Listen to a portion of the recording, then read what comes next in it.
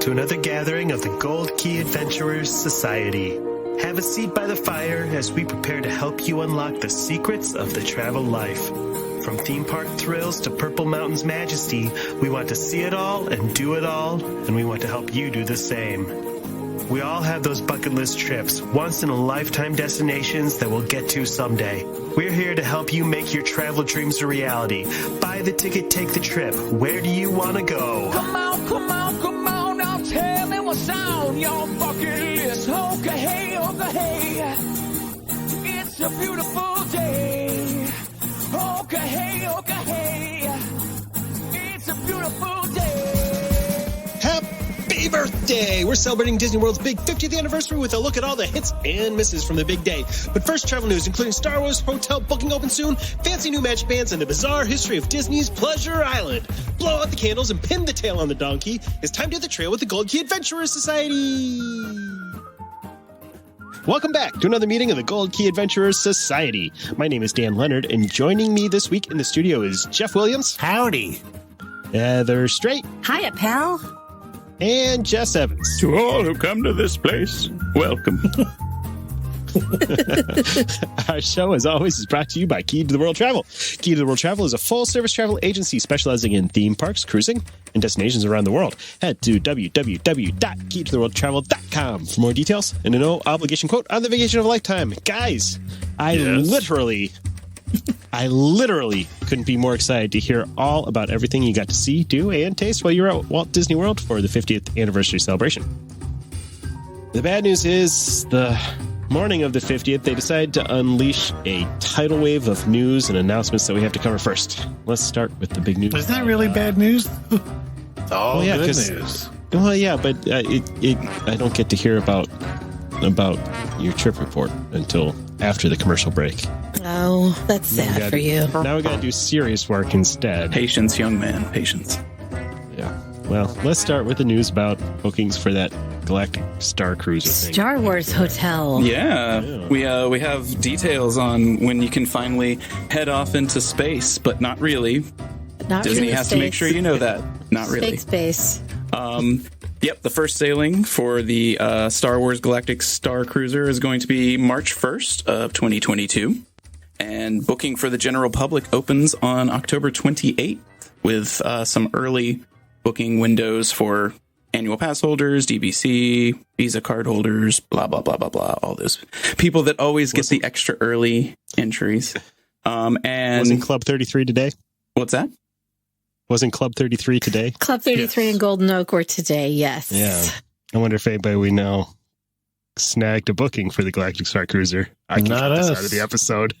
Well, I called, and there was a 4-hour wait to get through, and I said, I wasn't even sure I really wanted to do this anyway, so nah. Yeah. That'll keep. I really want to do it, but So there's a 4-hour wait, and there's only like 1,000 club members. Mm-hmm. Yeah, when it opens to the general public, it's going to be... Ugh. yeah, it's Gonna be you gross. can only book it by phone, so this is a good reason to use a travel agent Genius. for your Not stay. only can you only book it by phone, there are no courtesy holds. Yeah. You have to be prepared to put down a 20% deposit immediately when you get through. So people are just saying whatever. I think they really are confident that everybody's going to say, take my money. I don't care what it costs. Yeah. And we'll see. There was definitely a long waits on the phone today just for this small opening. So it's going to be crazy. I mean, you're looking at... You have to on the call low in to end. even get a quote on the price, right? Yes. Right. And they do have sample pricing that's on a little know before you go kind of page. And it's, if you put at least 4 people in a room, you're looking at about $700 per person per night for a 2-night stay. That's the cheapest you can get it. There's also... to sleep in Space 220. To sleep, yes, exactly. And do some... The part that's made me hesitant is my whole family loves the idea of a Star Wars hotel. I want to drink in the Star Wars bar and wander around. What's got us all going, I don't know, is all the role playing and the I don't know that we're the type that want to get into that. Sure, I may. Do I want to do lightsaber training? Yeah, probably. Do I want to pretend that I'm storming Batu? Not really. Yeah, I'm not into all that.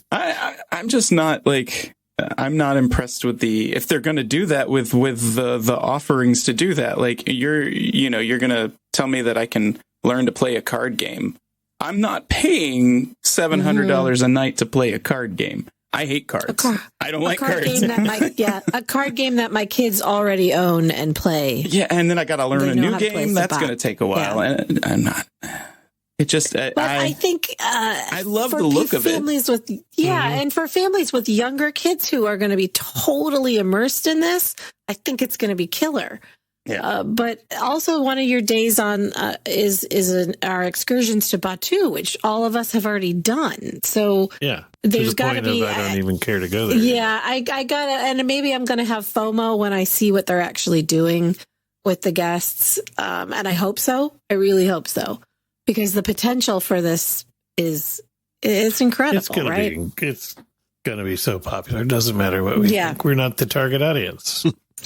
I think I'm not. If they had an option to just Matt Erickson is the target audience. Yeah, if I had an option to just hang out and enjoy the atmosphere and spend the whole day in the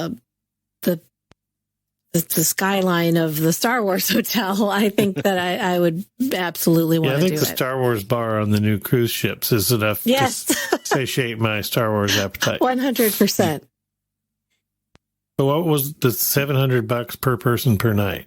Correct. And that's if you have a night. That's if you have at least 4 people in a room. If you want to go and just have a room for 2 people, it's about $2,000 per person per night. What if you want to go solo if you can't get anybody else that wants to do it? Solo. I see what you did there.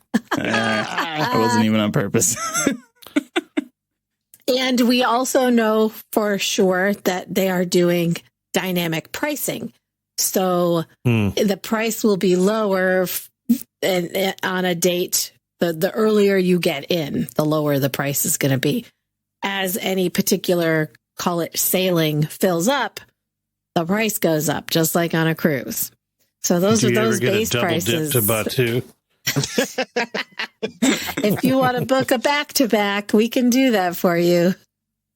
You can add pre and post stays at other Walt Disney World resorts onto your and there are some upgrades. You can dine at the captain's table. I'm surprised at how cheap that is. It's only $30 a person. Yeah. I thought that was going to be way more. Reasonable. And it is, you do have to consider that apart from alcohol, it is all inclusive. It includes all your food and beverages, just like a cruise. You'll pay for your alcohol, but it is including all of your food. So one of the days is like you go to Disney World, right? To Batu, yeah. Only can you leave Batu, or do you? It's Not by just the sound of an it. excursion to Batu. It includes your tickets to Hollywood Toy Studios. Story while you're there.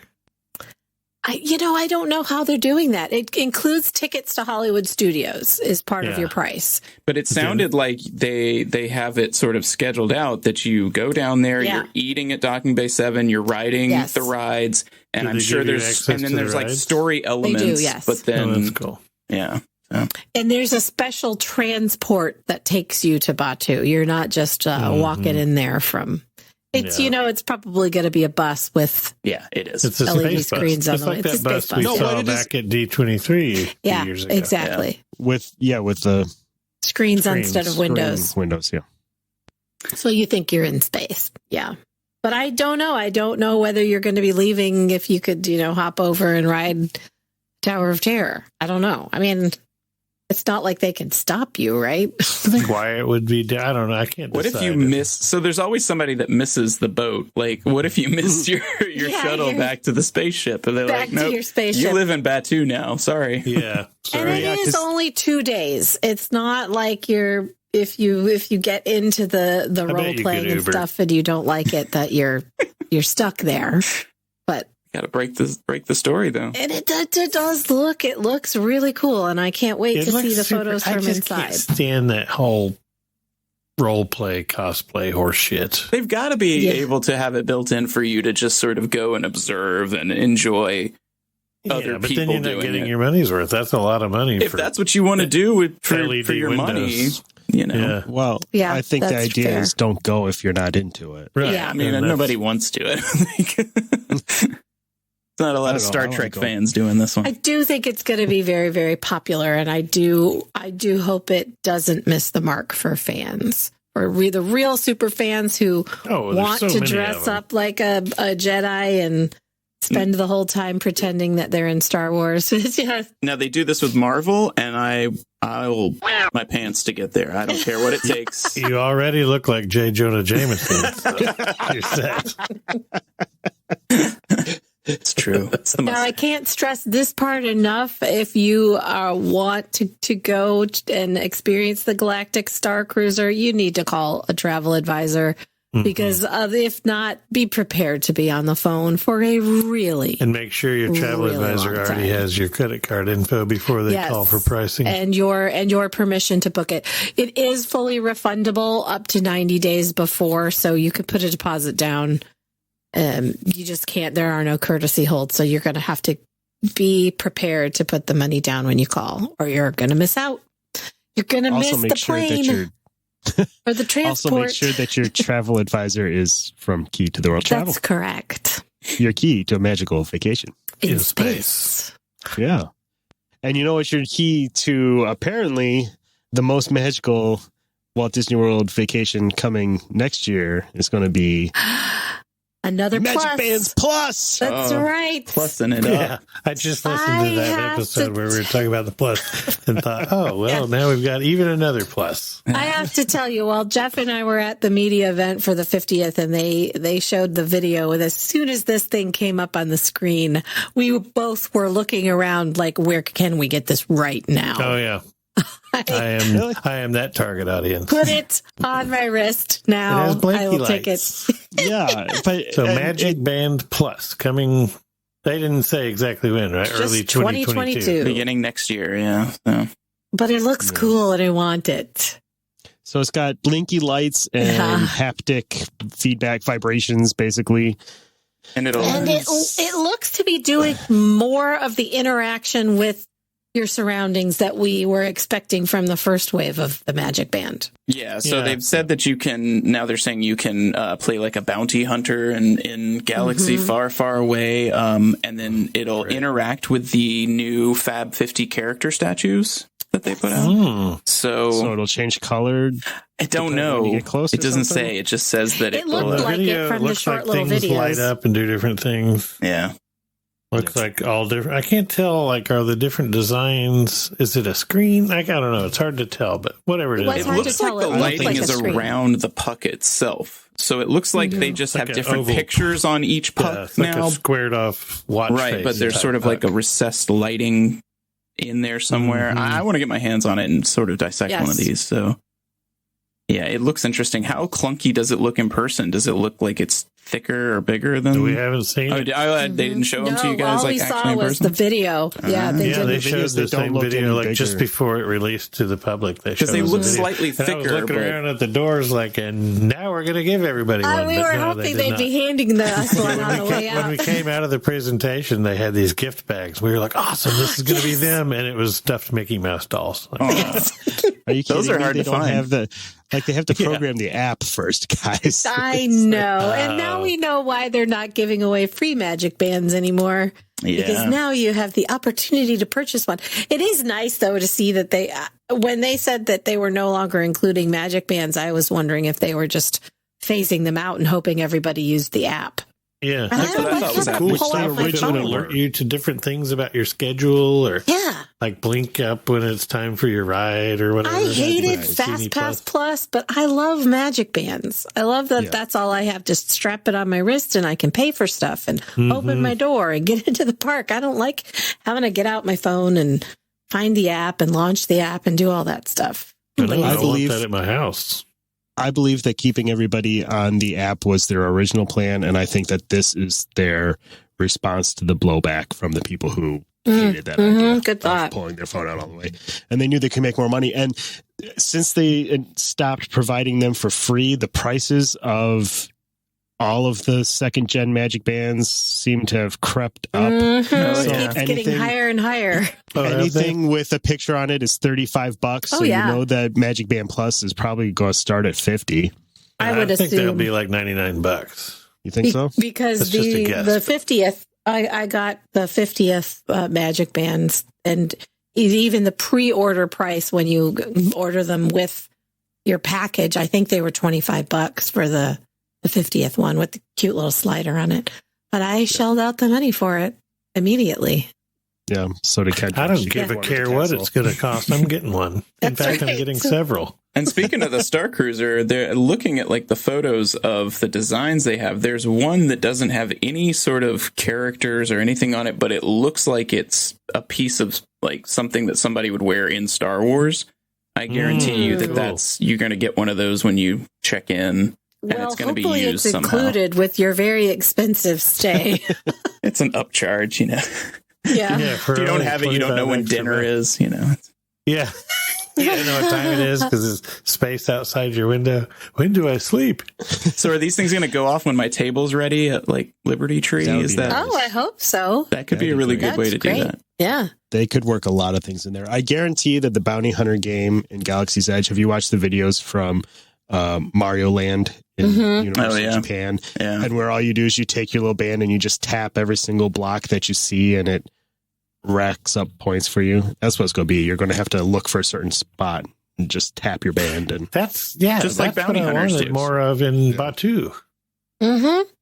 Right, which is what we were promised with the app, but it doesn't work because it thinks that you're not in the land. That is crazy. We can get it to work about half the time. Yeah, my first visit there, I couldn't get it to work at all. I was very disappointed.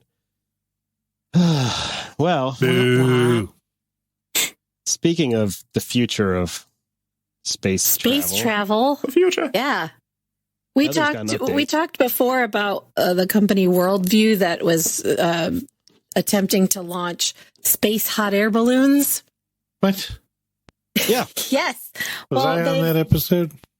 I'm pretty sure I recall you saying, hell no, I will never do that. Okay, yeah. It's that a is my current balloon. reaction as well. Yeah, it's a balloon that takes you, that has a capsule, a pressurized capsule under it, and it takes you 23 miles up. And they have expanded, and they're turning into an actual like vacation package company. So they're launching these spaceports all over the world in locations like near the Grand Canyon, near the Great Barrier Reef, the Serengeti in Kenya, Norway, near a spot where they have those igloos that you can stay in and watch the Northern Lights. In the Amazon, they're putting one at Giza in Egypt, the Great Wall of China, and right next to the next to the pyramids and the camels, yeah. And so for $50,000 per person, which is a hefty price tag, but you get a 5-day whole experience where you stay in one of these actually really cool locations. And you do excursions to, you can go diving in the Great Barrier Reef, or you can watch the Northern Lights, see the pyramids, and then ride into space above that area that you were just staying in.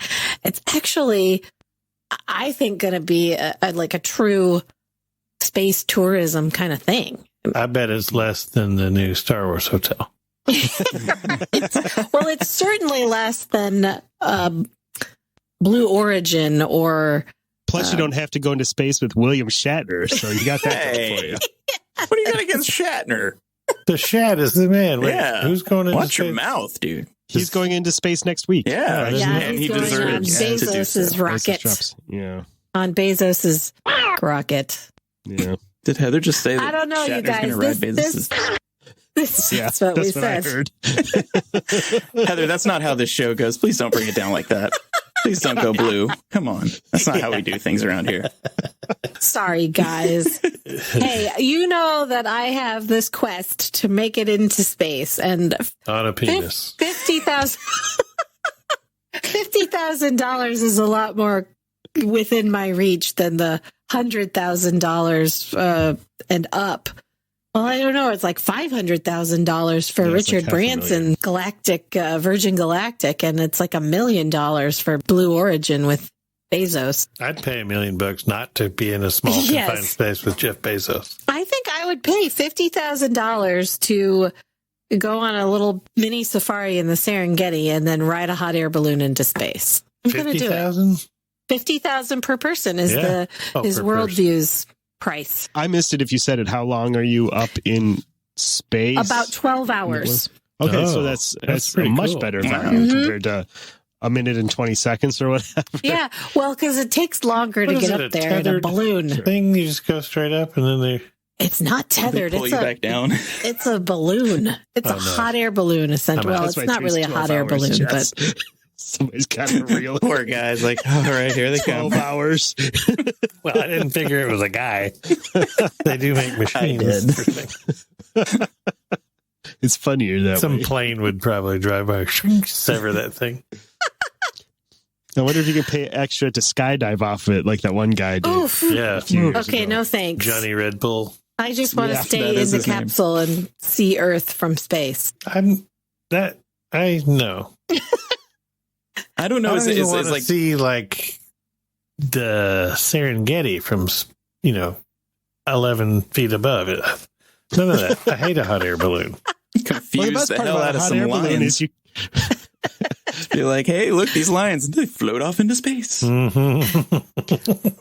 I've always said the best part about a hot air balloon is you can't steer it or control its forward velocity. Yeah. That's the most exciting part. Yeah, you just see where the wind takes. It's a little bit more high tech than your average hot air balloon. It's more of a dirigible. So what is it Something lifting? What makes it lift? It's not hot air, is it? I am not, or whatever? to be honest, entirely sure that I don't have those details. I would find them out before I got inside the capsule and wrote it up. That's why we're losing helium. It's called a zero pressure stratospheric balloon. Oh, I figured, yeah. Yeah. I don't know how it works, but I'm that going old to find out. chestnut. I don't know what I'm the target audience for. That's But certainly no for Apparently me it's not also. that. Fake space nor real space. It's helium. Oh, so they are the reason that helium's so hard to find now. Yeah. It's the what space NASA. guys. It's what NASA uses. It was all fun and games till I talked funny too long and then made the balloon fall. NASA sends these types of balloons up, you guys, so it's perfectly safe. I'm doing it. Yeah. Well, the Earth is flat and all of this is fake. They've only had a handful of crafts go up. Yeah. Yeah, let's not talk about that. There's a lot less chance of explosion. There's not a rocket involved, right? Right, exactly. I'd be more inclined to do a balloon, probably. Mm-hmm. Still not inclined, but more inclined. Yeah, a little bit. Closer to. This is turning out to be a very space-centric episode. We've got a fancy new roller coaster that is apparently going to open at some point in EPCOT. I love how Sometime they next released this as if it's news. It's going to open in 2022. Like They've we all committed to knew that now, though. That's yeah. Well, they're Like, already we ride testing the thing. Pre-COVID, were we pretty sure it was going to open this year for the 50th? yeah. Before Oh yeah, COVID it and hit. Tron were pretty much That's what I guaranteed thought. that they were going to open. Yeah. But Maybe we should point out that we're talking about the Guardians. Guardians Oh, yes. of the Galaxy. What is it? Cosmic Rewind. Cosmic Adventure. Rewind. Oh, Yes. sorry. Groot's Energy Adventure. Groot. Stupid Groot. That's really what they should have Oh, called that it. would have been fun if they called it that. But yeah, they did give some media outlets like a look inside the construction of the ride Yes. itself. So That was one of the parts of the media event that we were separated from other media and did not get the sneak peek inside. They didn't Cosmic let anybody Rewind. take pictures anyway. So Yeah, you just could only tell hear people. we did. Yeah.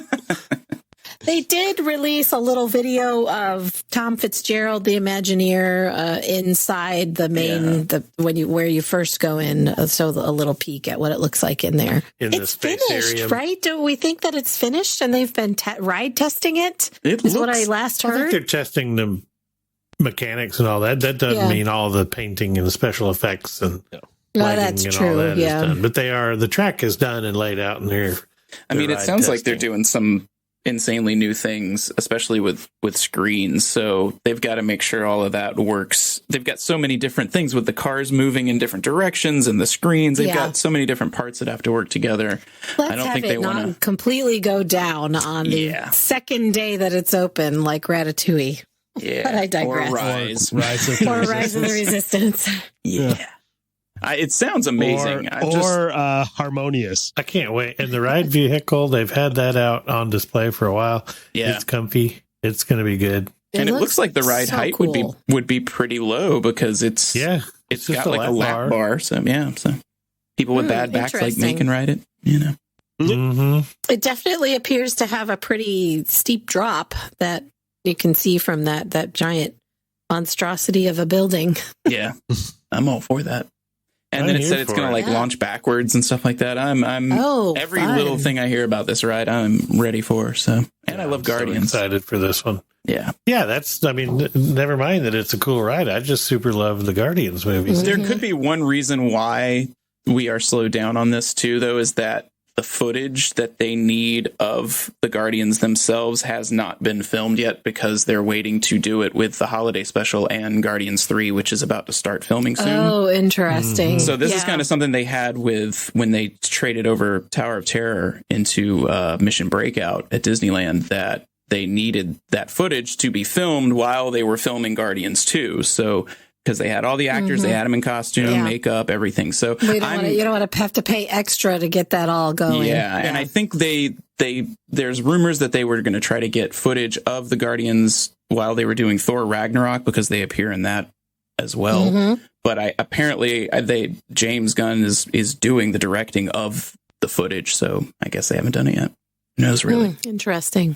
That does make more sense. And that movie was heavily delayed, not just because of James Gunn's incident, but then when Hollywood shut down. And now something else that could screw it up is that Hollywood's about to go on strike. Yeah. Oh, yikes. Which the Disney actors are not part of. So they did come out and say that the union members that work at Disney not part of that are not going to be part of the strike. So, yeah. But yeah, that's fingers gonna be, crossed. I think it'll be I'm ready short-lived, for but it. they're about to cripple Hollywood for a few months. Yep. You know, COVID already did that, so I'm not a fan. Yeah. I know. It took so long for me to see Boss Baby 2. Come on, y'all. I had to find out if he was still boss. No craft services needed on that. He got demoted, by the way. He's not a boss anymore? Weird movie. Nope. Yeah. That was a weird movie. Spoiler alert. Time jump. It's weird. I keep seeing ads for movies that are sequels to movies I didn't know existed. Boss Baby 2 was one of them. There was something else. Hotel Transylvania 4, I think, is supposed to. I never have seen any of those. But there's some other kids movie out now. Oh, it's the Addams Family 2. I had no idea they made an animated Addams Family. It's good. We like it. I like the look of the animation. It's Presley loves it. She asks for it all the time. Oh, interesting. Well, yeah, I was surprised by that, but she likes it. So, well, it's only because of Flo at Progressive or whatever that is that does the co-branding. Did you know about it? Yeah, that I know about that movie. Well, something else that we only know about thanks to Flo over at Progressive, Universal Studios has given us some information about their Mardi Gras celebrations coming back. Yeah, Mardi Gras is returning from February 5th to April 24th of 2022. So they're going to bring back the live concerts, nighttime parades, floats, foods, and a concert lineup as well. We don't know who, but I think Macklemore will probably be there. Concerts are coming back. Have you seen what the tagline is for this year's celebration? No, I missed it. What is it? It's the loudest, wildest blowout this side of the bayou. Doesn't that sound like raging diarrhea? Wow, it really does. Gross. Yeah. No, thank you. Cajun Remember food, when we man. all thought that 2021 was going to be the year when everything came back and it was normal? That didn't happen. Yeah, I'm trying not to get my hopes up for 2022. Yeah, well, Universal's been doing pretty good, so they're They probably have, gonna... and it really does feel. Yeah, they've got horror. And it's all outdoors. All the offerings are outdoors. So, well, and they never brought back their indoor mask mandate, so it's pretty much just been normal over there all year long. If by normal you mean a petri dish, then yes. Yes, that's what I mean. They said they're going to have the floats and the parades. Last year they didn't do the parades; they just parked the floats throughout the park. So, I guess this time they're just ready for beads and they parked them. Yeah, they just put them in various places in the park. Oh, that's and you funny. could go stand by them and take pictures. Well, yeah. I mean, they have Because we know interactive. movement causes COVID. Yeah.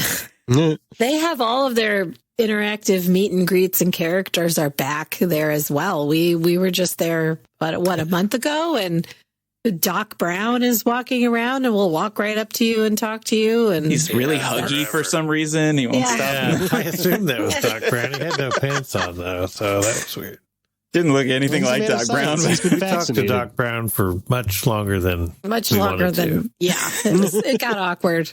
Mm-hmm. The Blues Brothers, where you could walk right up to their car and talk to them. We had the Shrek and I don't think Donkey you're supposed to do encounters. that, but we did do Whether that. they want you to or not. Yes. There's video of it. Did you have some shtick going with the Blues Brothers? No, I didn't. It wasn't Jeff. You'll see at It the was- KeyCon. Yeah. Oh boy. It's good. It's pretty good. Oh boy. Well, speaking of those characters coming back, we're kind of, sort of getting that at Walt Disney World. A little bit. in a Yeah, way. we're getting indoor character Ooh. meets back at Walt Disney World in November, which is pretty soon. Physically a few. distanced still, I assume. Yeah, Yes. they said no hugs and no autographs, but you will Well, have we're still not ready for hugs and autographs. Yeah. you will still have Well, one-on-one and time, and there's a photo that they put out where Mickey's kind of 6 feet behind 6 them. feet So away. it's a lot like the character dining is currently, but not really so Yeah. nice. But And it's also only a few locations, it sounded like. It's Yeah. Mickey at the Main Street Theater. It's Minnie at Hollywood Studios. And the Princess Hall, right? Princesses at the Princess Hall, and then the in- Disney Junior Stars at Animation Yes. Courtyard in Hollywood So Studios. interestingly, I would have thought they would put Anna and Elsa back in their summer house, but apparently not. They might rotate them through the Princess Hall because they didn't say Yeah. what princesses they're going to have. So So they're not doing EPCOT at all. no, Not that I read. No. Interesting. No, but haven't they still been doing? they've been doing Like really their well with outdoor just popping meeting them up in the spots. grassy areas where it's fenced off, and then they're also at the entrance next to Spaceship Earth when you come in. And every time I've been going through the park, those have been working really well. People love Anna them. and so- Elsa have been alternating just outside of Summer Use. We saw Anna there a couple days ago. Yeah, Mhm. yeah, those have worked She's well for them. so. Elevated sort of on the front porch of that thing, and then they've got it roped off where you can't get too close. But she talks to all the kids and Yeah, the and they creepy said 51-year-old men. they're going to keep those That's a very experiences specific and the age, Jeff. cavalcades running for the time being. So this is just I adding love the to it. cavalcades. Yeah, those are awesome. They're quick. People don't bunch Mhm. up, so you don't have to get stuck. Yeah, and Great. you're not trying to get to a lunch reservation and you're just stuck there. Yeah. It's nice. Something that's every bit as nice as that is, Jess has some more oddities from the history of Walt Disney World for us. Yeah, I was searching for more weird things that happened in Walt Disney World, and more than like this being an instance that happened in Walt Disney World's history, this is just a weird experience that lasted over a decade, and that's Pleasure Island. Because when you really start looking at Pleasure Island, it is so firmly stuck in the 90s that it could have never existed in any other decade. It basically was only in the landing area of what is in Disney Springs now. And it was just one large tasteless party. Even the first logo for it, if you look up the first logo, it looked like basically the Go-Gurt containers from the 90s.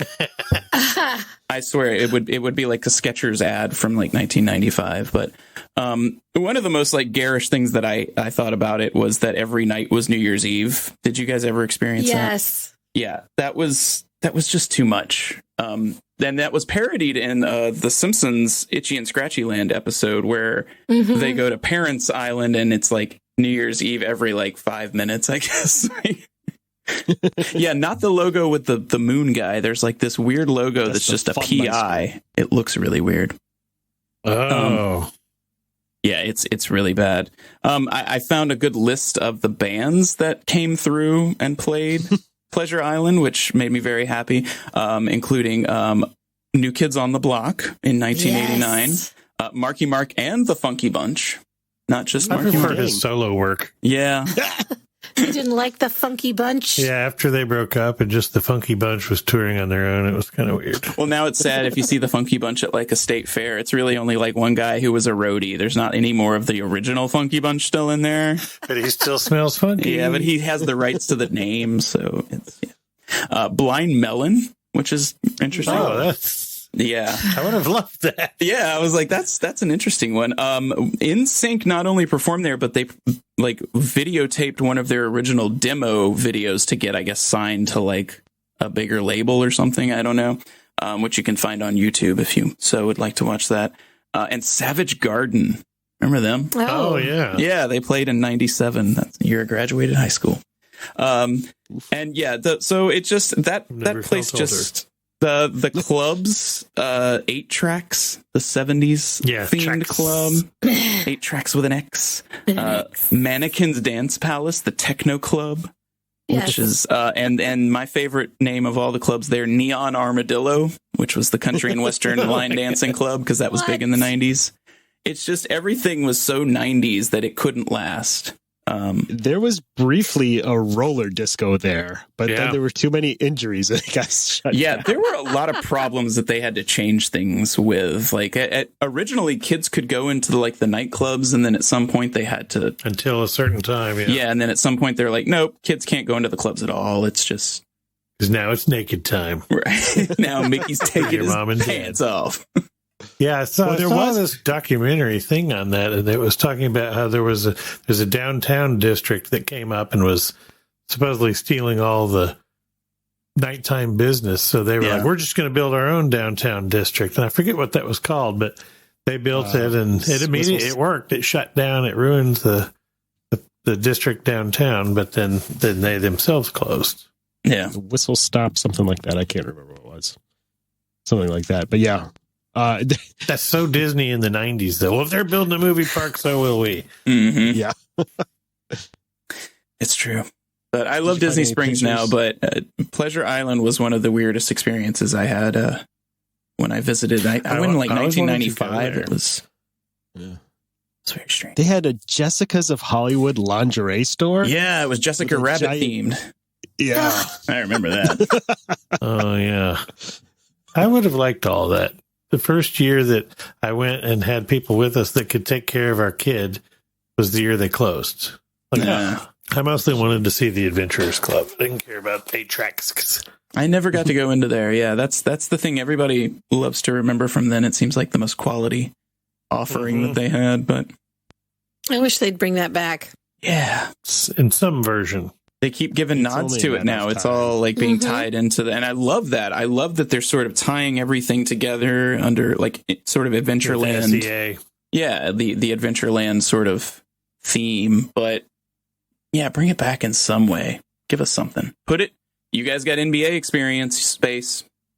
Absolutely. Yeah. And just charge out the wazoo for it. Do it like dinner theater and charge. People will pay it. Make it into a hotel where we could stay. Cirque du Soleil money or something, and people will go. Turn it into like the Galactic Star Cruiser and make it like a hotel where we can pretend like murder dinner theater type thing. That'd be all. Now that's my kind of role play. Solve a murder and that'd be cool. Yes. Get at me, Bobby. Paycheck. TM. Yeah. somebody call up the collective Bobs and let's get to work. Well, stick around because after the commercial break, we're going to hear all about Heather and Jeff's adventures during Walt Disney World's 50th anniversary celebration. When it comes to planning your next adventure, knowledge and preparation are always key. That's why a call to your Key to the World travel vacation planner should always be at the top of your to-do list when you feel the urge to venture forth and explore the world. Key to the World Travel is an authorized Disney vacation planner, specializing in travel to Disney theme parks around the world, as well as Disney Cruise Line, Aulani, and Adventures by Disney. With over 450 travel advisors who share a deep love for Disney destinations, Key to the World Travel has a wealth of knowledge and passion to help you experience all the magic with none of the work. Wherever your wanderlust is driving you, Key to the World Travel is a full-service travel agency with the expertise to get you where you want to go. So whether you're headed to Universal Studios, Hawaii, Europe, or somewhere a little farther off the beaten track, your first step should always be to visit www.keytotheworldtravel.com for a no-obligation quote. Their expert travel planners are standing by to help you with every detail of your perfect vacation. That's www.keytotheworldtravel.com or at Key to the World Travel on Facebook. Key to the World Travel, your key to a magical vacation.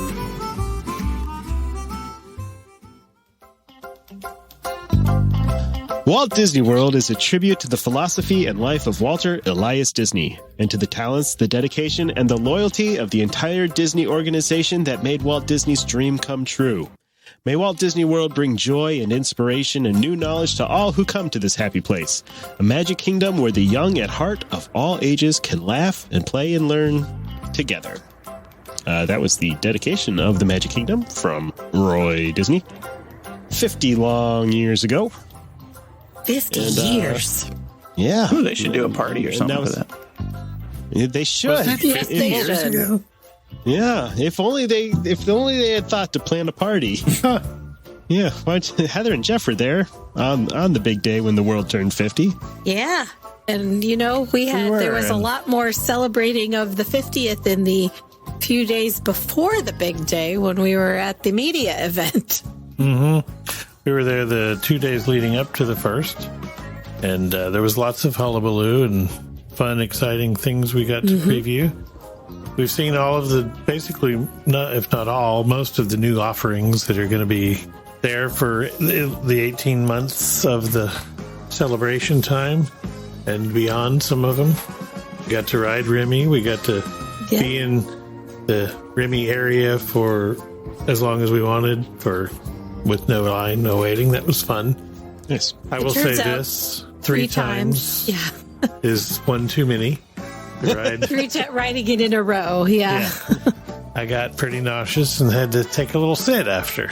Oh. 1 was great. 2 was great. 3, I was like, uh-oh, I've made a horrible mistake. This was a mistake. I have to say, there's so much cool stuff coming that's timed with the 50th or there for the 50th. It's amazing, the things that they've got going on. Yeah. What was your favorite thing, Heather? Oh, probably eating at Space 220 and then watching Harmonious. Mm-hmm. That was an excellent, excellent combo. And I gotta say, after we were underwhelmed by the Space 220 menu, I thought the food was great. Yeah, the food is excellent. I really loved it. The whole experience is cool. You check in down, I was about to say downstairs, but it's really just at the space elevator. Yeah, and then the hydrolators. They take you into a little holding room. They take you in groups of, I don't know, like 10 or whatever, and you go in. The whole space elevator experience is super fun. You stand around really into like it looks like a viewing portal that you all stand around this and watch as you're shot up the space elevator into space, and it's pretty cool. It's very realistic. There's a lot of good sound. There's rumbling and vibration as if you're moving. Is this room really stretching? I like how they put a cloud over EPCOT construction. So as you're flying up and you look down, you can't see what basically just a construction zone. That's hilarious. I didn't even think of that. You're right. Yeah.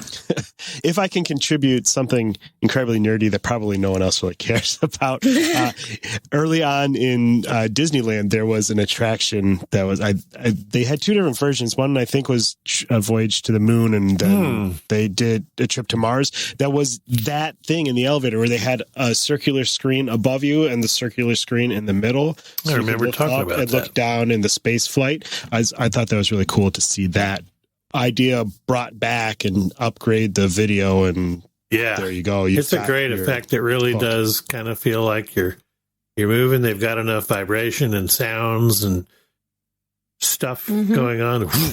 As you start picking up speed, the sound is whooshing like, really cool. Like how it swirls around in the Haunted Mansion, the sound goes all around you. This is just like that. And they're very committed to the theme. Yeah. Like they talk about the oxygen and how they get gravity up there. And the host calls into the space station to get permission for docking and all before you arrive. And it's very well done. And you walk down this cool you go hall. down this cool long hallway that it's a practical effect thing on either side. It's like this spinning, rotating garden section. It looks like the hydroponic section of the Living with the Land. That's super cool. And they talk about, here's all the vegetables we're growing for your meals. And that's pretty cool. But then once you walk into that restaurant, it's really so cool. It really does look like you're above the earth looking down. And they've got the coolest, just low hum. So it feels like there's music like Star and Trek stuff used to and have on their show. And restaurant sounds, but it's just got the so it feels like you're in a thing. And you see astronauts on spacewalks float by, and the ships from Mission Space we fly were seated past. right next to the window, but not on the part where any of the globe is. So I was like, crying about that. And he goes, no, there's stuff on every window. So, you'd see ships go by and space astronauts going by and different things. There's people a lightsaber duel. Yes, the astronauts with lightsabers out there fighting. That was cool. Two astronauts on a space date. Yeah, there's just all sorts of stuff going on outside the windows. And we were two adults sitting there, like every time someone, look, Yes. It's cool. But so I knew the gimmick was going to be cool. We know they can build awesome screens and all that, but the service was super good. A little bit slow because we were there like like right at opening day kind of thing. So it's a little bit slow. They're ironing out the tweaks, but the food was awesome. They have dumb names. Really good. The food was fantastic. I have to say, my first reaction once I saw your pictures from the meal was they needed to include the pictures of the food when they released the menu ahead of time. Because the names and the descriptions of the dishes made it sound like they were not actually sticking to the theme of the hotel at all. But once you see what it actually looks like, it all looks super cool, futuristic, out of this world food. It's really cool. Yeah, everything's presented just so cool, and lots of weird little microgreens and things just for color, and it looks otherworldly. It looks like Whoopi Goldberg should be the bartender. Yeah, for sure. Oh, that would be fun. And the drinks were excellent. I had an alcoholic beverage with Tang in it, and it was actually quite good. It was called the Poontang, I think. It was not. Let's see, what was that called? Where's the drinks menu? And I had another one that was bubbling. Spacey Spritz or something, and it's the one that has like cotton candy on top, and they bring the drink in and pour over it. It was delicious, but I will say it was basically an Aperol Spritz, which I love. But because they poured it in and for the whole effect, it was then a room temperature, non-iced Aperol Spritz, so in a martini glass. So I was kind of disappointed in that one. It looked cool, and if you get it for the Instagram, it's worth it. But I don't know. I didn't care for that so much. But what was the foaming purple thing you got? It was bubbling and. I can't remember what it was called, but it had dry ice and coconut rum in it. It was delicious. Yes. Not to be confused with Pootie Tang, starring Chris Rock. Savate. Then next I had a Stargarita, and that was an awesome margarita. It was spacey. What exactly made it spacey? I don't know. It just served in a spacey looking cup, I guess. Did it have a glow cube in it? Yeah. And Jeff had this... he had the best dessert. It was carrot cake, and I shied away from it because it was vegan. And so it's got cream cheese frosting, but it's got to be vegan, so it's not really cream cheese. Yeah, it's like cream. It was delicious. It's literally the best carrot cake I've ever had in my life. And it's small, so I was like, oh, it's small. But it was so rich and so good that that was all you needed of it. I had surf and turf. It was steak and lobster. It was good. Nothing just exceptional, but it was a good, good quality steak, and the lobster was good. And what did you have? Oh, the pork belly. I had I had Neptuna was my appetizer. Oh, yeah. And then I had short ribs with cheddar cheese grits. Short rib, that was special. It was delicious. It was made from space cows. Of course. They were very, very tasty. Yeah, with there being no gravity, those cows were fatty and yummy. Yes, they were so good. The grits were Space grits. so good. Space grits. But I mean, delicious. And I had the starry calamari for the appetizer, which was the dumbest name, but it was really good, though. Really good. My question, though, is it sounds really good, but honestly, did any of your beverages come in a piston cup? No. Well, that's then. sad. Point for flows. They were all I think we clean. know where the proper theme is. They did have they're giving out little trading cards. Oh, yeah, I saw that. Isn't that just with the kids' meals, I think? No, they gave them to us. I mean, maybe it's supposed to be with the kids' meals, but they did give them to I us. seem to be giving them to everybody. Yeah. Cool. And Because Zach got them, too, at his. I did they said there's a very rare white card, and one of my packets had the white card in it. So Was it the one I gave you? If so, I want It it means back. you're marked for death. I don't think so. I think you threw those out. The white card means you have to go in the airlock. Oh, dang. Yeah, overall, Space 220 is a total winner. I loved it. The experience is 100%. cool. The food is good. Service is good. The kitchen's going to get it together, and the timing was just off. There was too long between some things, too short between some, but that's to be expected from a brand new place. It's Patina Group, so yeah, they'll get it down to a well-oiled machine. They are great with the themed restaurants and good quality food. Yeah, 100%.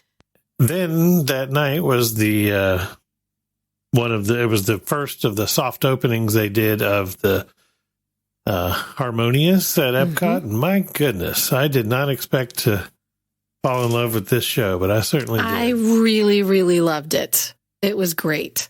It looks beautiful. The music is just so The music's killer. incredible. I love that soundtrack. We watched it on the official parks feed, and it really lost something from that because they did a lot of close-ups on individual screens. their camera Oh, work yeah. sucked for that. I watched it and I was like, this is horrible. And then I watched somebody else's just cell phone footage, and I was like, this is way better than it looked on the official. For both of the shows, we were right next to the live stream cameras, and they have like these crane operators that everybody that operates any kind of a crane is just a complete douche nozzle. But these guys had the cameras on the crane. They couldn't stay still. It's like, you don't need to watch a fireworks show where you're zooming and swirling and in and out and up and down. It was crazy. Yeah, they needed more moments where you could see the whole thing going on, because they kept on doing close-ups of the various screens. Each screen or image. Spectacle of everything together.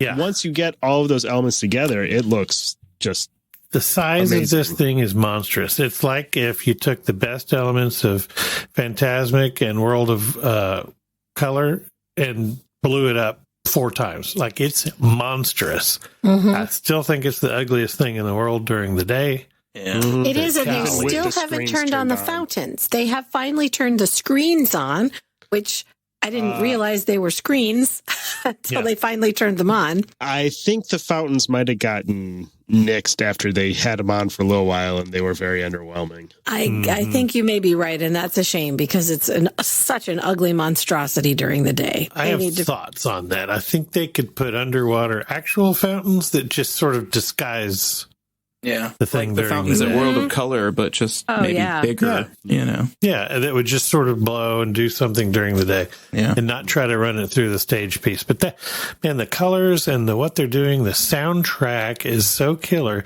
They take all of your favorite, recent Disney movie songs and all the ones from all around World Showcase. So you've got Frozen, you've got Coco, you've got whatever from all the different countries. And then not only do they do that, but then they do them in many different languages. They've re-recorded all these. It's just so killer. The energy's great. It's up, it's down, it's dramatic, or it's funny, it's light, there's dancey. Those crazy robot arms shoot fireworks and water somehow. Both. It's ridiculous. It was very cool. I fully expected to just poo-poo it. I did too. Right. And then I do have one question about how it works at night. So the central disc, Yes. is that how many sides? I mean, how directional is viewing on that? Is there spots where you're kind of boned? It faces north, south, east, west. So Okay, so there's 4 sides. So if you want to watch it from, you could. A really good viewing would be Italy, Mexico, Morocco, America, and Canada. Yeah. France, not great. France is off center, and that island and trees are in the way. Right. You want to find a spot where you can see the full circle. You don't need to see it like full on. You just kind of need to see it. But you need to be able to see it. Germany looked great. That's where they had actually all of the media preview people were set up on that Germany rest area where all the benches are and stuff. Yeah. It's kind of a shame that they have that beautiful, huge patio at France that used to be used for, is still used, I assume, for dessert parties, because France is terrible viewing, honestly. Yeah. You're just seeing the side, and everybody who was at that dessert party there. The island blocks the middle. You can't see it. The way the wind was blowing that night, not only could they not see the circle, the smoke was all blowing directly at them. It wasn't we a did great check view. it out, and England, or the dinner thing they have where you can watch it from Rosencrown. That would be a great spot. That would be a great spot. And Canada is really good all along there by where the stage is in Canada. Mexico, right there, smack in between in Showcase Plaza, in between those two gift shops. Fantastic spot. So it's not as bad as when I was watching. I was like, "Oh man, is this like really?" Yeah, you can as long as you can see the centerpiece thing, you can see what's happening because it's not so dead on. You don't need to like stare directly into the Stargate. Yes. Which is all they were able to do apparently the night of the official public opening. They were staring into the center of the Stargate because that screen was in B mode that night. Yeah, I heard. Oh, really? I didn't. Yeah, that central screen went down on the... Yes, it did. It was not good. But it's just projected onto water, right? Yeah. Yeah, I think the water pressure was bad that night. Oh, dear. Somebody flushed over at the Poly. Any other highlights while you were being very important? Well, the next night we got to check out Steakhouse 71 the night before they opened. This restaurant is a total winner. The look in there is great. The food is amazing. The service staff is all just so killer. It's a lot of the people that worked at the Wave and other places, so it's a lot of seasoned veteran servers that are all great. And it is a kind of that old school menu, like we talked about the ambrosia and laughed about that. But what they've done is it's the elements of ambrosia, but it's made into like a beautiful little tart sort of thing. So it has the marshmallow and all that, but it's like a deconstructed, and the pineapple and the coconut and the lime. It was so good. And the 15-layer cake, I would slap my mama to get some more of that. Put it this way. We ate there 3 times because we loved it so much. Yeah, we had a reservation anyway for dinner, and then we got invited to the preview. So we went to that and kept our dinner reservation because it was so good, and then added an additional breakfast. And it was great. That breakfast. And that going back twice, we got to try different things, and I loved everything that we had. There wasn't no losers on the menu for me. No, it was all, well, except the wedge salad, but that was because it was covered in blue cheese, and I hate blue cheese. Which wedge salads almost always have blue cheese. So you could probably request it without, if they could probably do ranch and bacon. But the Caesar salad they do there is the original Caesar recipe, so it's like in a long thing, and each little layer's infused, sort of like if you've been to the Yachtsman Steakhouse, it's similar to that. This place is totally killer, a great keeper, great new restaurant. And I think it's going to be a good family steakhouse, too. If you have younger kids or pickier kids who you don't want to spend the money going to Yachtsman or even California Grill, this is a great spot because I think the food is definitely as high end, but it's not as expensive as Yachtsman and there's or tons Toledo. of great pictures of Walt Disney World being built and the Contemporary being built as you go down the hallway. And then it's sort of a mix of mid-century modern and early 70s vibe going in there. So they make it looks like a steakhouse that's been there since the 50s and it's now the 70s. So it's an interesting look in there. It's really great.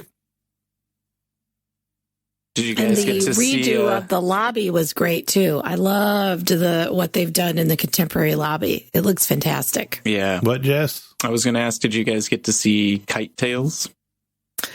We could have. We boy. skipped that day. They were running us pretty well, but I didn't think that anything could be more doomed than Rivers of Light, but that show is... Turns out, yeah, Kite Tails. Yeah. They've already suspended it.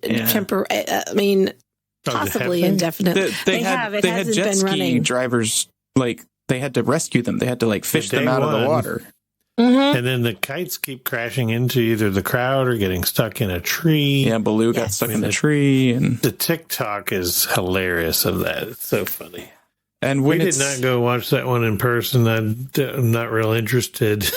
That's a shame. I want to love that. I love the idea of it. It sounds cool, but then I've seen video of a successful showing, and I'm like, that's it? That's all they did with it? They could have done a lot more. They really could have. Yeah. And it was windy. It was breezy every day. The whole time we were there. So I don't know if that was part of the problem, but don't you need that for kites? Isn't that a prerequisite? Jet ski. We went to see the next night after eating at Steakhouse 71. We went to see the new Disney's Enchantment, and it was. I was underwhelmed completely by it, but the more I think about it, the more I look back and I look at my footage. I recorded the whole thing. I think I'm going to give it another chance because I was fully expecting it to be about the 50th and about Walt Disney World, and it made zero mention of that, which I thought was weird. We're doing this special show for the 50th, so let's ignore that completely. There's no Walt Disney World. There's nothing about the 50th. It's basically just movies that came out in the last 8 years, which if I was the parent of a young kid, it'd probably be great, but I feel like the last one was for 90s kids and their parents. This one is for now kids and their It didn't make sense to me because it was not only not an improvement on Happily Ever After. It wasn't as good as Happily Ever After. So what is the point of replacing it? I love it so much. And I'm it not was one great. Of these weirdos that don't change anything. I was totally here for it when they dropped wishes for Happily. I was excited to see it. I've been fully excited to see this one. The effects down Main Street are super cool. That part is great. The sound for it is weird. It's like they used very one note. Yeah, it starts at one level and stays there. There's no drama and then funny and then sad and tearjerk. There were quiet moments in Happily Ever After. There's no real quiet. That's what all this was. And the projections are stunning. The colors are gorgeous. That is beautiful. But there's no 8K or something going on there. There's no cool effects like in Happily Ever After when the rocket ship takes off the castle or Mulan shoots an arrow and a firework is timed with it. Nothing like that. I was so waiting the entire time for when they were going to have a giant Sorcerer Mickey on the castle and have him point and have some of the rockets come off of the castle. Yeah. Like that seems like a no-brainer, and that didn't happen. The graphics are pretty, and they look way better in person than I looked back at the live stream that the Parks blog did. It looks much better in person than it does on there. But there's a certain flatness to it where the designers and the graphic designers used the castle as a flat canvas. Mm-hmm. So they're just projecting basically the hits on there. It's like Disney Plus's ad for the Super Bowl. That's what it was like. 100%. It's just clip, clip, clip, clip, end. And then Tinkerbell flew at a time. There was no buildup like, you can fly, fly. And then she goes. It's like there's something else going on. And they're like, oh, Tink's going. Like there was no, I don't know. It was weird. Nowhere. It's but we saw it in a park before it premiered. And there was literally, I don't know, 500 or 600 people, mostly Disney execs and a few select cast that won a contest or something. And then media people, and then we were there as part of the sales industry. It was basically a reward. So as each thing would end, there's like 12 people going. So the lack of crowd and the enthusiasm and energy, I think, really played into a lot of our personal experience with it. Yeah, that makes sense. So the more I hear, like with people that went opening night or the night after, when there's a huge crowd and everybody's on the same page and we all love this song, like I think that'll make it a lot better. So I'm going to reserve some of my judgment for. But I still didn't hear anyone saying they thought it was a worthy replacement for Happily Ever After, nor a worthy show for the 50th. I haven't come across any reviews that are saying anything like that. Yeah, that's the consensus. It looks pretty. Yes, but the music is not very high energy. It's not exciting or celebratory. And it also felt weird the way they do play very long portions of a song. And then they would cram a bunch of projections of characters that had nothing to do with the song. It looked like the Microsoft clip art show or something. Yeah. They need to give it up on Frozen because they gave that way too big of a feature. And then honestly, that was the best part. Yeah, I mean, that was cool, but it's weird how they're still trying to make that thing happen, and then they keep on holding on to trying to do a little. They're still trying to make Frozen happen. That old flop. Right. No, they're still doing a thing where they did like a very brief villains portion where they like. It was too brief. Yeah. Too That's brief. what was cool in Happily Ever After. They had the pirates thing and there's fire and then it went into villains and there was none of that drama. It's just like end. And I just don't get it. Did it get the axe? Like did it get Bob paychecked, or was this something that they went when they realized that Tron wasn't going to be open and Guardians wasn't going to be open and EPCOT is still a gross mess? Did they go, oh, you know what? We've got to have something else. Let's quick put together a fireworks show, and you got 6 months to do it. That's how it felt to me. It could be. Yeah, but Disney's capable of putting together a phenomenal fireworks show, and it shouldn't take that long. I mean, harmonious. They enter every year a new show for this like international fireworks competition that's held around. I mean, but this has not been a normal year. They've not been at full staff. They've not, people have not been working at their normal capacity. So either this maybe was started late, or this isn't the show that they had intended to be able to do, or like you said, they weren't even going to do it, and then they decided they needed it to fill it in. It definitely does not feel like a finished. This is our new show for the 50th and the foreseeable short future. I think it's a fine show, and if I was a family with little kids, the kids would go bananas for this. They're going to love it. They've never seen anything different, so I would highly encourage everyone to go see it and all that. But I just think it's a weird thing that they would celebrate the 50th by not mentioning the 50th. Yes. Which is kind of the overall theme for my experience this week. They had the 50th and talked about how they're celebrating it, and they got all the merch, but we showed up on opening day, and it's like every other day. There was no special, there was no rededication, so we had Bob paycheck, and all of the execs are in the parks. They didn't talk. There was no rededication. There was no big moment. Yeah. Nothing. They did their rededication at the event that you were at. Yes. And they did it in front of 500 people that were mostly other executives. Live streamed to, they did probably not that many people. Chapek's speech. He was there with Bob Iger. Mostly he slobbered all over Bob Iger. Yep. He did. It was a nice, he did mention Walt and heavily Roy, which was great because he was the one that pulled through and finished that park. But that part was nice. And then Christina Aguilera sang and all that. But why didn't they do that for the public? I don't understand. They didn't even have Mickey Mouse out on the stage. That's so easy for you to do. You have a cast member that plays Mickey, have him out there on the stage with the bobs. That's actually Mickey. Yeah, I mean, even 5 years ago, for the 45th, we were there, and they did a special opening show. Mm-hmm. And that's not even like a major milestone anniversary. I was listening to an interview today with the guy who basically coordinated putting together all of the entertainment for the opening at Walt Disney World. Mm-hmm. Have you ever seen the opening special for when the park first opened? Yes. They had a marching band with 1,076 pieces. Yep. Marching down Main Street, USA. Can you imagine what that sounded like coming through the train tunnel? Amazing. And bouncing off of those buildings?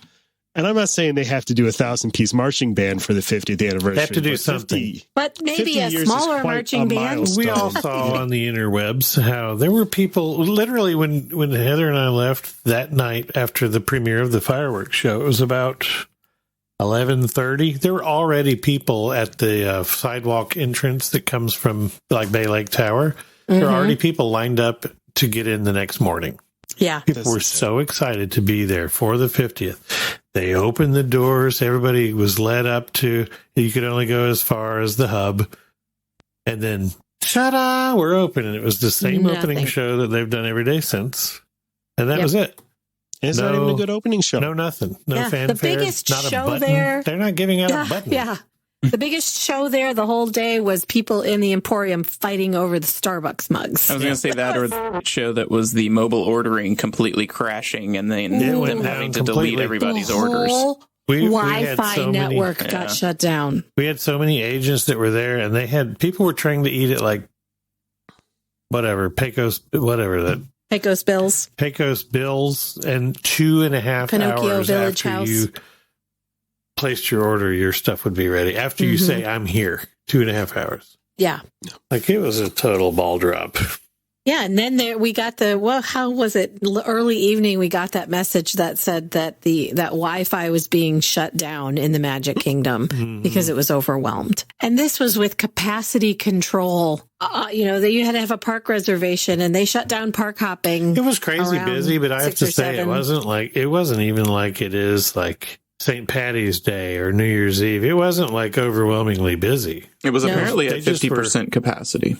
They were completely not prepared, and I don't know how this snuck up on anyone. They had 50 years to prepare for this. It was great to be there, but I will say it's going to be there's so much cool stuff, new entertainment and parades and costumes and characters and rides and shows. Do go there. Love it. But 18 months of this is awesome. There was no reason at all to have been there on the actual first day. No, unfortunately. What they gave you a map. A friend of ours was supposed to be there. He works with us. He was supposed to be there with a buddy of his, and they had booked the trip together. This guy is now battling cancer, had to cancel because he's doing chemo. So when our friend asked, he said, hey, I'm supposed to be here with my friend who's battling chemo. Can I get a second one of these stupid park maps? They said no. It's one per guest. Yeah. That's something. That's magical.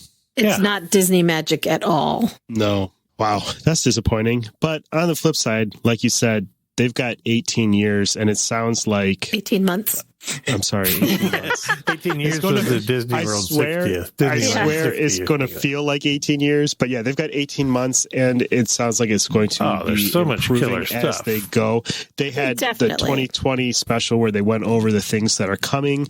They swear that awesome statue, Dreamer's Point statue in Epcot, is going to be part of this 18-month celebration. So at some point, we'll see that cool thing. Yeah. It'll be surrounded by dirt, but they'll unveil it. Right. That disappointed me how bad Epcot still looks. Yeah. The creation shop is fantastic. Love it. Well, they've got 1 year till the 1 year till Epcot's Yes. 40th, right? So Yep. they'll have it shiny by then. That's There's true. so much great stuff, but they're still looking forward to Cirque du Soleil new show. Yeah, it's just so many killer things. Guardians, Tron, all of that stuff's going to open in the next 18 months. There's never been really a better time to go to Disney World, but to be there on the actual day of was a little disappointing because they acted like it wasn't happening. Yeah, and I don't know what the thought process behind that was. Was it COVID? Was it... Maybe they didn't want to overpromise and then something happened and they I underdelivered, guess, yeah. so they just didn't... Let me tell you, if you were going to get COVID, it was going to be in the Emporium on that day. That is where actually, everyone went. Because you couldn't even get in. No, that's true. We could not get We in. didn't get in with the ride. What was fun, though, if you're a rides guy like we all are, the ride lines were like 10 or 15 minutes. They were walk-on You all wait 5 that hours day. to buy a Starbucks tumbler. Yes. You would wait 15 minutes to ride any of the Which rides. I don't get it. All of that merch is going to be available for at least 18 months. Yes. Why do we have to buy it on the day? It's not like it's numbered and dated and it's going to be worth more. Well, because and you you were there know a and lot bought of it it's that on day. eBay now. For like $200 for a freaking Starbucks tumbler. Those maps they were giving out, one a piece. We saw them as high as $150 on eBay. Meanwhile, I sold mine for $60. I was excited, and we were honored to have been invited to some of the cool stuff we got to do for the industry thing. The whole thing was amazing, but as far as just day one of the actual 50th celebration, there was none. That whole new expansion in France is fantastic. It's beautiful back there, and the ride is such a great addition. It's the exact ride from Disneyland Paris, so there's English and French. We got to eat at the Crêperie, and it's delicious. Oh, bro. So good. I've heard people complaining because the savory crepes are made of buckwheat. Well, They're galettes. That's how they are over there. And that's what you'll get in France. France. They were delicious. And they're so good. We tried the ham and cheese galette. And I had a Nutella. Oh, so good. Pro tip: get one of the red fruits and the hazelnut one and eat them together. Yummy. To summarize, Harmonious, greatest thing I've ever seen at Epcot. So good. And that's it. Enchantment. That's it. Pretty good. It's a pretty show. It's fine. It's pretty. Yeah. I mean, It's fine. Well, the good news is, like we said, now you know that you don't have to feel bad because you weren't there on the Exactly. day of Absolutely. the 50th. You've got 18 months to get there, to see the celebrations, to see all of the nice, sparkly, I hate the word iridescent, and I'm so happy we made it 1 hour and 40 minutes. It's in the food. It's in it's in everything. Mickey's outfits, but it's so pretty. It's very it pretty. really is. And I love those statues they put everywhere. The gold 50th statues. They're everywhere. And I keep finding new ones hidden up in trees. I didn't know they were having them hidden in places. Like there's an Abu above the Adventureland entry sign, and there's a Tinkerbell somewhere, and a bunch of them that I didn't know it was kind of like little a Cinderella's hide little and mice seek. friends that are like embedded Oh up in her yeah, castle. It's crazy. so cute. I don't know. There's so much cool stuff going on there. It's a great time for Walt Disney World fans. Yeah, and really just about everything is back open, which is fantastic. There's a handful of restaurants still to come, but I think we'll probably hear about those soon. Ooh, we forgot to mention Indiana Jones in December, the most important reopening of them all. Yes. Oh, I hadn't even seen that. Yeah, December 19th, I think. It's back. Yeah, 19th. Disney World and they're getting close with that construction one at Epcot, and once it's done, I think it's going to be spectacular there. Oh, by the way, now since they moved Coca-Cola Cool Spot or whatever, Club Cool. There's now a line. Yes, there's a line to get in. It was At insane. least there was when we were there. I don't know, 70 people out front in a line. Jesus. Yeah, I don't know. and I don't know if it was because of it was the 50th and it was reopened, and so there were crowds and crowds of I don't know if they're doing Instagrammers. social distancing stuff in there or what. Or but- that's one of the that's 4 things possible. to do at Epcot right now. yeah, that's some of it too. We were going to just pop in there and nope. Oh, we will not be popping in. Yeah, you have to try that lime. It looks awesome though. Fanta. You could see. Yeah, in there, I want to try the lime The design Fanta. of it is so killer. Cucumber. We went in the new Creation store, which I've been hearing everybody crying about. I think it's awesome. It's the same humongous thing. Everything's really nicely organized now. I don't know. I like it. Mm-hmm. It's pretty. I liked it. It doesn't look like it did in '98, and people are mad about it, but it looks nice to me. Good.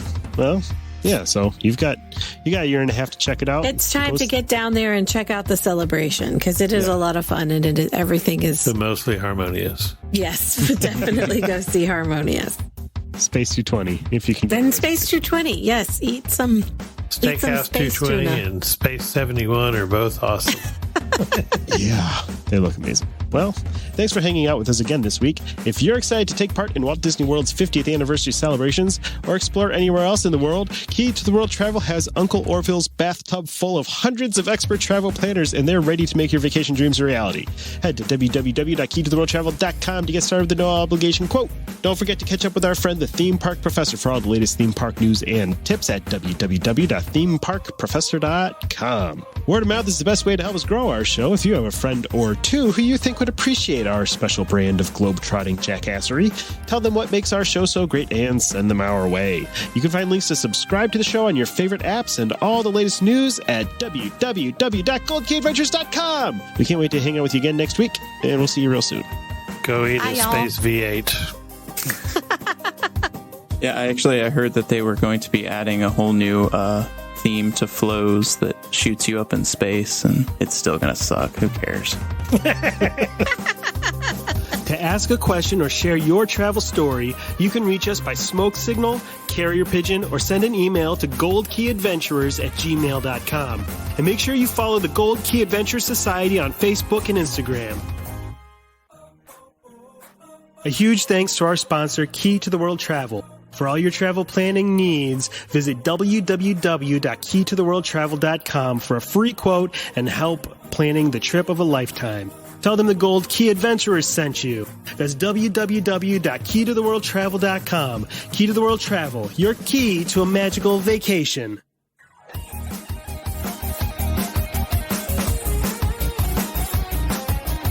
Thanks to Outer Vibe for the use of their song Hoka Hey for the intro and outro of our show. Find them on Facebook at The Outer Vibe or check out www.outervibe.com for tour dates, music, merch, and more.